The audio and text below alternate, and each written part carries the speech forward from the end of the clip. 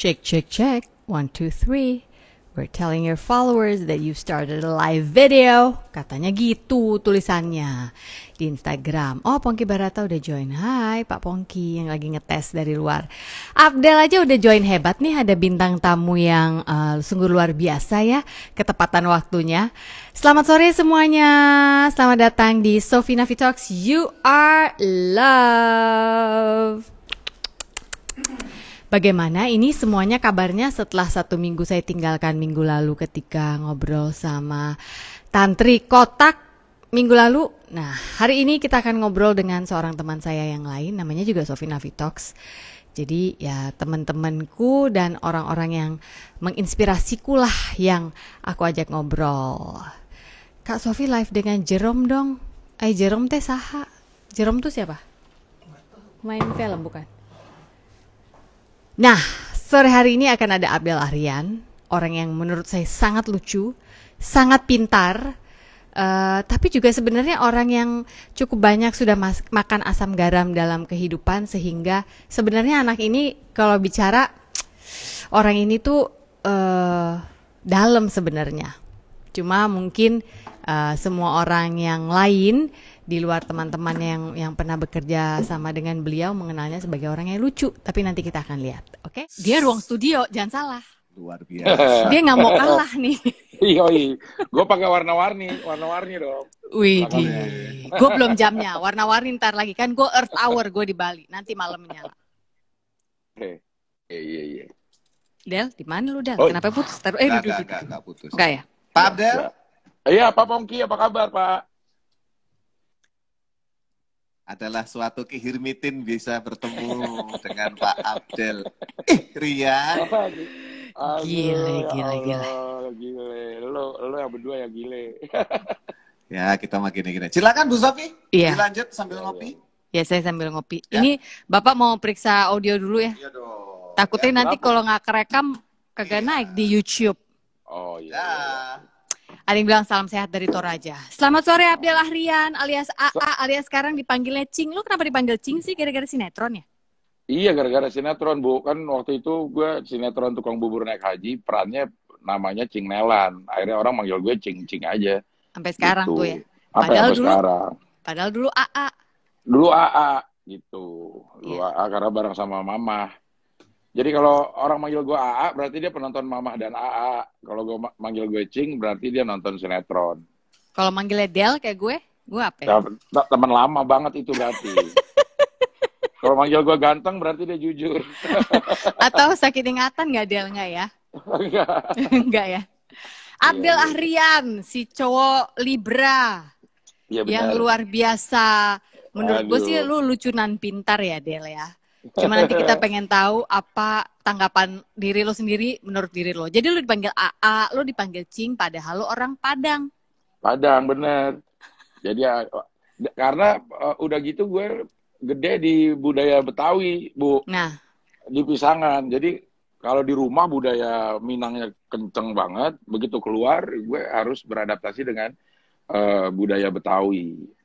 Mungkin gue kan dari mungkin Nggak, dari situ gue lebih adaptif atau terbuka ya sama yang namanya perbedaan gitu. Jadi dari kecil gue memang udah tidak diajarkan sih, tapi dipaksa untuk menerima perbedaan karena di lingkungan gue mainnya Betawi banget, di dalam gue dididik secara Minang banget gitu. jadi menurut lo perbedaan itu apa? Menyenangkan atau menyusahkan? Menyenangkan dong. Menyenangkan. Karena kebetulan waktu itu ya nggak tahu kalau sekarang ya ada perbedaan ya udah kita beda aja tapi kita bisa jalan bareng gitu. Kalau sekarang begitu ya kenapa? Ya, kalau di Indonesia itu kalau di bule kan ngomongnya agree to disagree tuh ya. Iya. I agree to disagree. Gue setuju untuk nggak setuju sama lo deh, nggak apa-apa. Kenapa kalau di budaya kita susah ya? Karena kita dari dulu udah ada Bhinneka Tunggal Ika, walaupun berbeda-beda tapi tetap harus sama. Padahal tetap harus satu, bukan tetap harus sama ya? Iya gitu. Terus segala sesuatu itu harus diseragamin, apa-apa diseragamin. Mungkin secara nggak sadar kita berusaha untuk menyeragamkan diri di sekedar simbol jadinya, Bu, gitu. Ya sama, tapi dalam hatinya tetap tidak menerima perbedaan gitu. Mungkin ya. kayak gitu.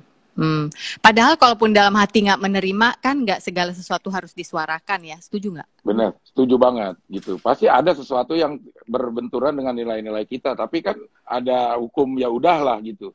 Ya udahlah beda nggak apa-apa, yang penting selama tidak saling merugikan, kalau kita bisa saling bekerja dalam perbedaan, kenapa enggak gitu.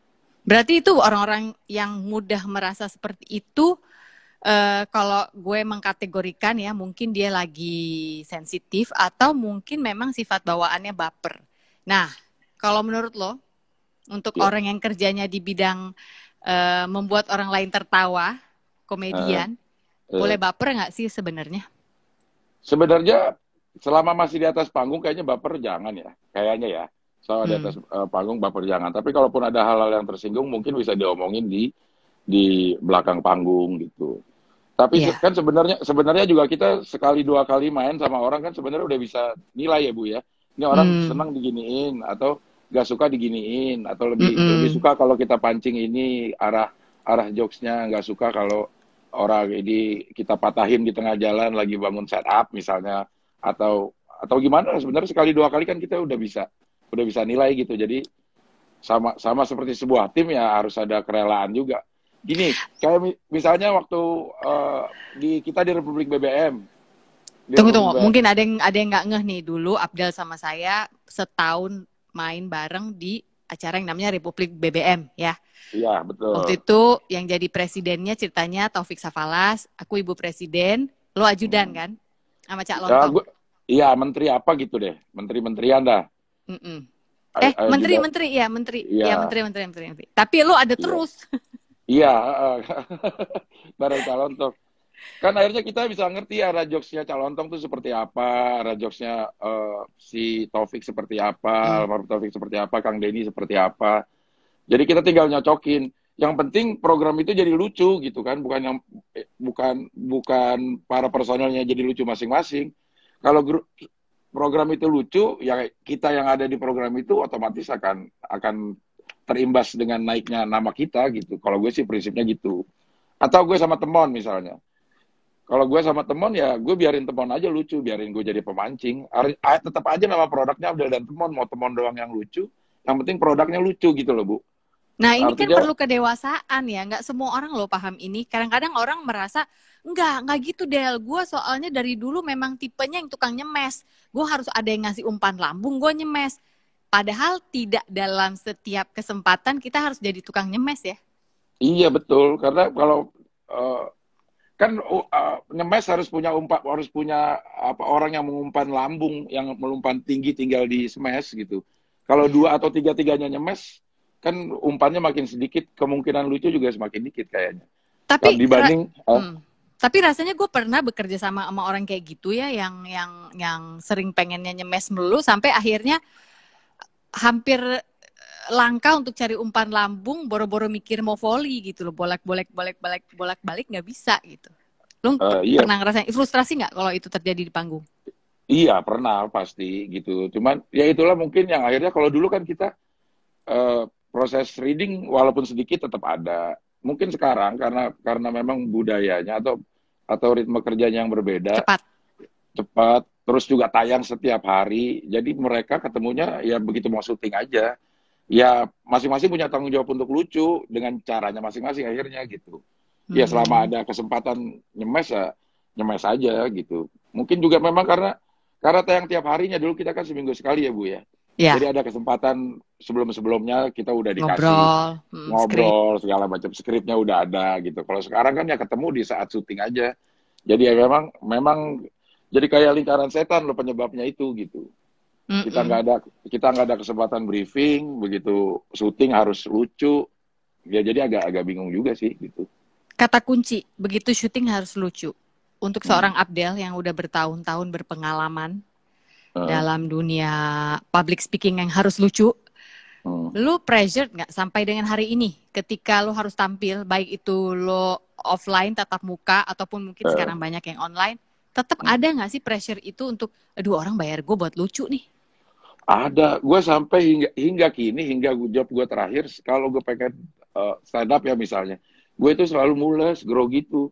Tetap gue keluar keluar masuk ke toilet, sampai sana juga nggak ada yang dikeluarin. Cuman memang grogi aja, pada mau dikeluarin orang. Bukan desakan bukan Alam. desakan alam gitu, tapi desakan pikiran doang. Sebenarnya udah nggak ada sampai sekarang. Terutama kalau stand up ya, kecuali misalnya berdua teman, gue akan lebih ngerasa nyaman karena gue tahu teman punya peluru banyak, tinggal gimana cara gue mancingnya. Atau jadi tamu di satu acara yang gue tahu dia juga lucu, ya udah gue berperan sebagai pemancing aja, kasih hal fun sedikit aja udah cukup kalau gue sih gitu. Tapi emang iya sih, memang kembali lagi ke porsi kita ya. Kalau kita tahu porsi kita, mainnya enak. Dan sejauh ini yang gue kenal lu, memang lu sangat, apa ya, Abdel itu sangat sensitif menurut saya. Jadi ketika perlu nyemes, dia akan cari cara, biarpun dia pusing untuk nyemes. Tapi kalaupun enggak, dia udah cukup happy sebagai yang nyari bahan. Iya, bener pemancing. Penilaian iya, gue. Pemancing atau pengumpan, gue udah cukup senang karena menurut gue itu juga harus punya skill khusus untuk bisa menjadi pengumpan atau pemancing. Harus punya sensitivitas di gimana mengeluarkan satu kalimat supaya bisa dimakan oleh teman main. Temennya. Itu kan harus hampir sama susahnya dengan cara mencari lucu gitu. Sama-sama aja sih, cuma memang itu harus ada kerelaan, harus ada kelegowoan untuk dibilang kurang lucu. Misalnya gini, di Bagito Group itu ada Miing, Didin, Unang. Ini tiga-tiganya lucu. Tapi tunggu pada sebentar, buat yang lebih muda di sini, Bagito Group itu dulu grup lawak, dan lu pernah jadi manajernya ya? Iya benar. Bener kan? Oke, lanjut. Jadi kalau pada saat kehidupan nyata sehari-hari mah ini lucu semua. Tapi lucu begitu semua, begitu menjadi sebuah produk Bagito, Pak Didin itu punya kerelaan untuk terlihat paling tidak lucu, untuk memberi umpan kepada Miing dan kepada Unang. Gitu. Iya, memang harus ada itu gitu. Iya, itu lu masih melihat itu nggak di generasi sekarang? Karena sekarang nggak ada grup, jadi gue nggak ngelihat itu. Cuma ada orang, Denny Cagur misalnya.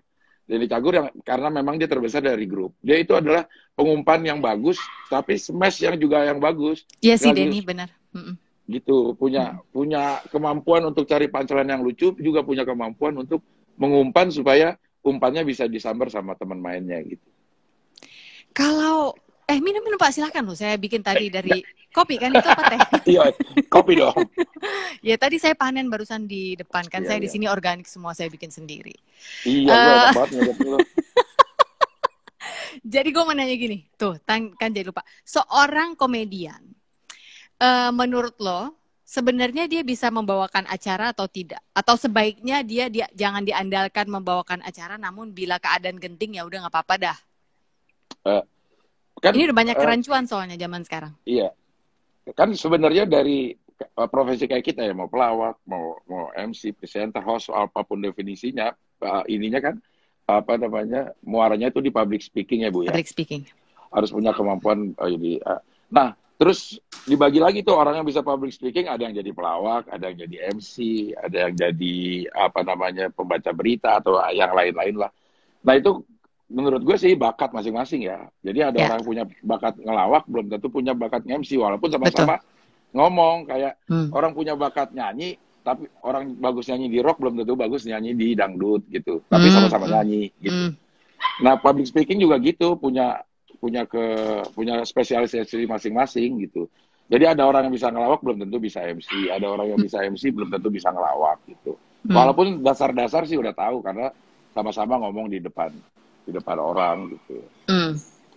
Oke, speaking of lawak, jauh sebelum ada istilah stand up komedian dan yang lain-lain seperti sekarang, lo udah ngelawak. Lo udah ada di lingkungan lawak. Baik itu lo sebagai orang yang ngelawak di radio SK dulu ya? Iya, betul. Bener ya? Jadi public speaking lo awal-awalnya secara profesional bisa gue bilang dimulai dari hari-hari waktu di SK ya? Iya, benar sekali. Oke. Jadi sebagai orang yang udah biasa kalau ngomong biasanya lucu, kalau nggak lucu gue gimana nyari makan gitu kan ya, Del? Iya, betul. Sampai dengan hari ini. Yang mau gue tanya adalah sebelum masa profesional lo, pertama kali waktu itu lo di SK, lo dulu waktu zaman sekolah tukang lucu di sekolah? Atau gimana? Atau kan kadang-kadang ada cerita-cerita orang gini, iya Sof, gue tuh dulu ini sih paling tinggi sendiri, atau gue paling pendek, atau gue paling hitam, atau gue paling gendut. Jadi gue tuh harus ngelucu biar orang nggak ngelihat kekurangan gue, terus orang menerima gue. Lo termasuk orang yang seperti itu atau bukan? Lo sebenarnya bukan tukang ngelucu. Gue iya, gue tuh boleh dibilang kalau nongkrong tuh jadi badut lah. Jadi badut orang yang diketawain, orang-orang yang diketawain. Dan gue senang menerima itu, karena gue senang bikin orang ketawa. Mungkin ada apa ya, ada rasa-rasa itu juga. Karena dulu sebenarnya gue pemalu ngomong di depan orang gitu, sampai dari SD sampai SMP itu gue agak-agak malu kalau ngomong sama orang gitu. Tapi ternyata ada beberapa, gue penonton lawak dari dulu gitu, jadi gue ngerasa memang apa kaset lawak lo favorit lo, kaset lawak?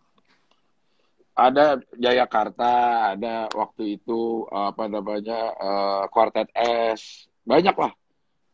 Dan gue selalu menunggu, lebih banyak gue nonton di TV. Kan waktu itu kalau Aneka Karya Safari ada 5 menit lawak selingan. Lawak, iya. Di Aneka Karya Safari atau Aneka Karya Nusantara atau di album minggu ini gitu. Nah gue suka nonton itu tapi di bagian lawaknya aja gitu. Karena memang senang bisa bikin orang ketawa gitu.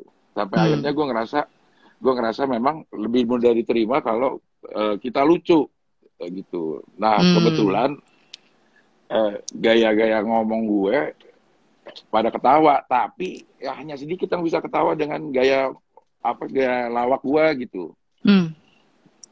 Agak-agak berbeda lah sama gaya gue ngelawak gitu. Dan hanya tongkrongan kecil aja yang bisa nerima gaya lawak gue. Makanya juga gue kurang punya banyak temen waktu itu.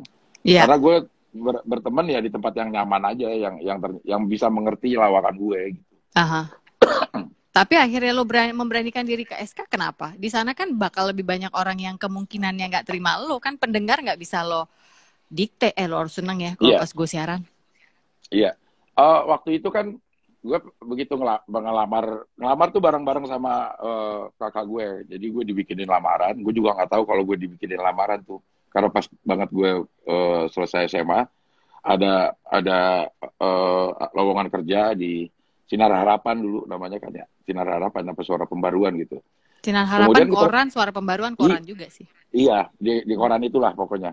Terus gue dipanggil untuk interview. Untuk interview. Setelah interview terus disuruh bikin jokes, setelah bikin jokes dites suara, setelah itu baru diterima, tapi untuk training. Ya. Untuk di training gitu. Jadi ada trainingnya dulu. Nah, teman-teman angkatan gue yang bareng diterima untuk training itu ada 4 orang. 3 orang udah siaran di bulan ketiga. Gue baru siaran di bulan ke-6. Karena menurut si Pak Deddy Miing, gaya bercanda lu tuh belum umum deh. Lo harus rubah ini gitu. Sakit hati nggak lo waktu awal denger itu? Iya. Awal. Iya kan, kayak kenapa sih?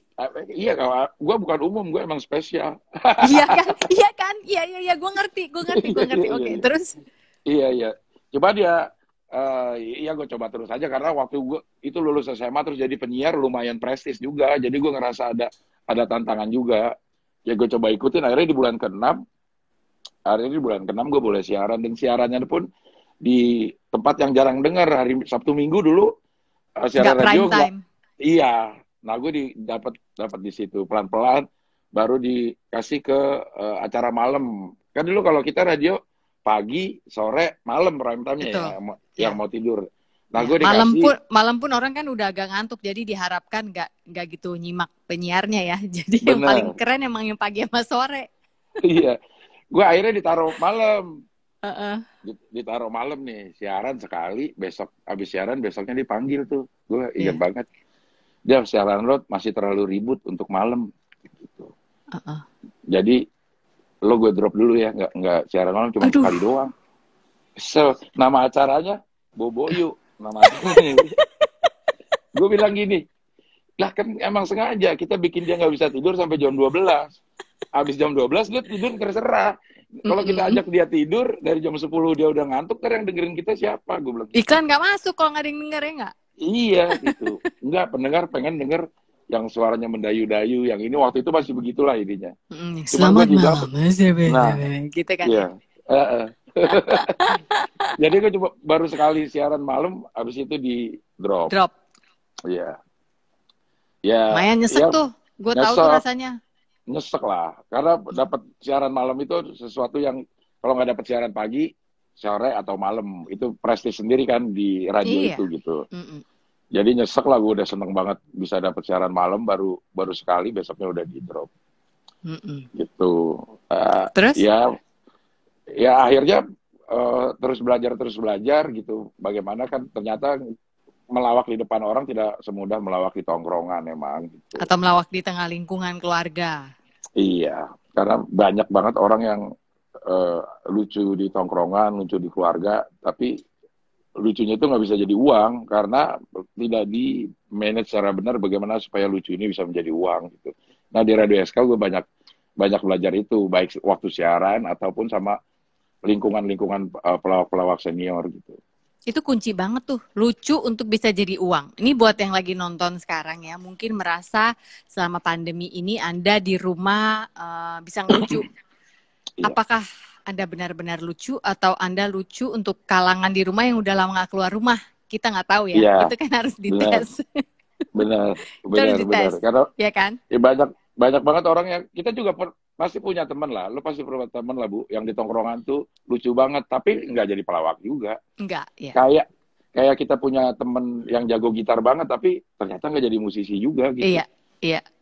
Karena memang ditakdirkan mungkin lucunya atau jagonya bukan untuk Bukan menjadi di situ. uang. Iya. Oke. Benar. Kapan lo tahu bahwa lo bisa dapat uang dan lo bisa makan dengan lawakan lo? Kan lo berarti dari kisah ini kita tahu seorang Abdel aja di awal-awal karirnya masih banyak di reject. Nggak Iya. langsung twing.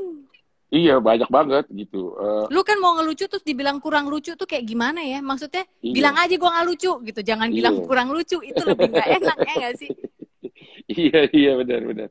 Kan begitu gue tahu bahwa ternyata lucu itu pernah jadi uang, begitu gue di SK dan gue ngeliat Bagito Group Bu. Bagito Group itu kaya raya banget ya. Kita dari segi finansial yang kita lihat kasat mata aja gitu. Saat itu tahun-tahun 89, 90, Bagito itu kaya raya banget. Gue lihat ada pelawak yang mobilnya juga banyak banget. Kalau beli, dia ada show sendiri, dia ada iklan, dia diundang off airnya nggak putus. Iya, betul gitu. Jadi kalau beli mobil tuh dia bareng satu BMW, semua BMW warnanya merah, kuning, hijau.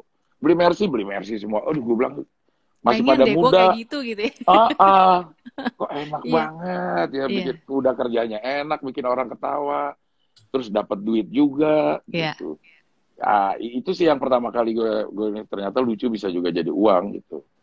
Dari situ lo motivasi untuk gimana sih cara lucu secara umum ini? Iya benar gitu, dan termotivasi juga karena memang akhirnya juga karena gue begitu lulus SMA masuk ke Radio SK dan lingkungan gue komedi, jadi apapun jalur hidup gue akan berbenturan dengan komedi gitu. Teman baru ya pasti dari dia komedi, mau nyanyi pasti akhirnya ke musik komedi, semuanya berhubungan sama komedi. Gitu. Yeah. Sampai akhirnya semua pekerjaan gue jadi penyiar radio atau main sinetron atau jadi host di Mamah dan AA atau di Republik BBM, itu kan karena diambil kebisaan gue berkomedi. Gue nggak jadi host di Mamah dan AA karena gue bisa agama, bukan. Gue nggak main di sinetron Tukang Bubur Naik Haji karena gue bisa acting, bukan. Karena gue bisa berkomedi gitu. Jadi apapun yang gue jadi identitas lo dari dulu sampai sekarang, walaupun orang reject lo, tapi lo tetap percaya bahwa gue adalah Abdel yang bisa komedi. Gue bisa kok bikin orang ketawa, ini perkara waktu aja gitu. Bener, makanya gue selalu, nih. Baca gak? Coba. Lu kurang ke belakang dikit, terlalu nunduk.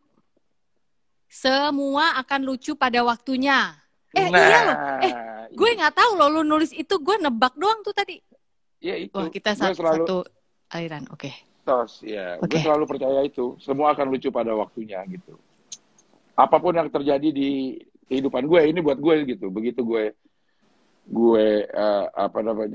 pikir-pikir lagi, ternyata hidup ini memang Kalau di agama gue udah dikasih tahu, hidup ini cuma senda gurau belaka, gitu. Ada ayatnya gitu. Ternyata emang benar kalau begitu kita jalanin, semua hidup itu senda gurau belaka deh. Orang kita pikirin pasti jadi lucu. Apapun yang menimpa kita di satu waktu, beriring jalannya waktu, saat kita udah bisa menerima, pasti kita akan ketawa-tawa. Di ospek dah, waktu kita di ospek, gimana nggak lucu sih, gede nggak lucu, nggak. Tapi begitu kita udah semester 8, inget-inget ospek, pasti ketawa-tawa. Bego banget ya waktu itu gue. Iya. Menertawakan diri sendiri itu adalah salah satu hal paling nikmat. Lu setuju nggak? Bener, setuju banget. Setuju banget. Dan semuanya sebenarnya bisa mentertawakan. Karena jadi kalau yang setelah gue pelajari gitu, konsep dasar sebuah komedi adalah tragedi plus time itu sama dengan komedi. Tragedi di satu plus saat, time sama komedi ya. Ya, pada saat kita kepleset dah, jatuh ke dalam comberan. Pada saat itu pasti kita malu dah. Pada saat itu kita malu. Tapi begitu kita cerita, sehari 2 hari kita ceritain ke orang, pasti kita ketawa-tawa ceritanya. Anjing, gue malu banget gitu. Iya, jangan comberan dah ya, kan bau ya. Iya. Udah malu plus bau. Turun Metro Mini pakai kaki kanan dah. Nah. Malunya apa gitu, tapi begitu kita ceritain, lucu amat ya gitu. Pengalaman itu ya. Oke, gue seneng sih karena gini, itu dia makanya gue tertarik untuk ngobrol-ngobrol sore sama lu karena menurut gue lu sebenarnya orangnya tuh mikirnya dalam gitu. Tapi apakah pengalaman lu semua komedian itu mikirnya dalam ya? Atau kayaknya iya dah. Kayaknya iya dah. Tragedi plus time itu tadi berlaku untuk semua komedian kayaknya. Untuk semua komedian, bahkan itu yang dijadiin konsep dasar di stand up komedi gitu. Lo bisa mentertawakan sebuah tragedi tapi butuh waktu gitu. Butuh waktu untuk menertawakan. Makanya ada orang yang tersinggung dengan sebuah lawakan karena waktunya, timingnya belum pas lo untuk menjadikan itu sebagai bahan lawakan. Masih banyak yang tersinggung. Iya. Gitu. Jadi itu butuh sensitivitas ya kalau kita mau jadi stand up comedian atau jadi public speaker yang berusaha berlelucon, mengeluarkan lelucon. Kita harus pintar melihat timing ya sesuai kaos lo itu tadi ya. Iya. Semua akan lucu pada waktunya. Iya. Kalau belum waktunya lu jangan coba deh. Coba. Iya, benar. Jangan jadikan itu lucu. Atau mau jadiin sebuah motivasi. Kalau lo sekarang lo belum lucu ya tunggu aja. Nanti waktunya ada gitu. Sebelum waktu lo tiba. Kan dulu waktu kita duluan yang tiba. Lucu dulu dong, baru tiba dong. Itu kan idealnya gitu. Iya. Ini tapi menyemangati gue karena gini. Salah satu cita-cita gue kan adalah punya talk show sendiri. Iya. Sebelum itu terjadi kan kita sekeluarga pindah ke Bali itu 2016. Terus ya gue banyak minggir lah dari dunia entertainment karena gue berpikir saat itu ini musimnya gue harus menjadi seorang ibu dan istri. Khususnya ibu karena anak-anak gue menjelang remaja. Iya. Jadi gue ngerasa gue perlu menyingkirkan diri dari kebisingan ibu kota buat gue saat itu supaya gue nggak gampang tertarik ini itu. Jadi gue benar-benar jadi ibu gitu. Kalau gue agak jauh dari ibu kota. Tapi ini menyemangati gue karena akhirnya ketika gue ganti semua akan lucu pada waktunya, gue menggantikannya. Barusan waktu lu ngomong gue mikir gini, semua akan talk show pada waktunya. Nah. Walaupun akhirnya semua orang sekarang punya talk show ya.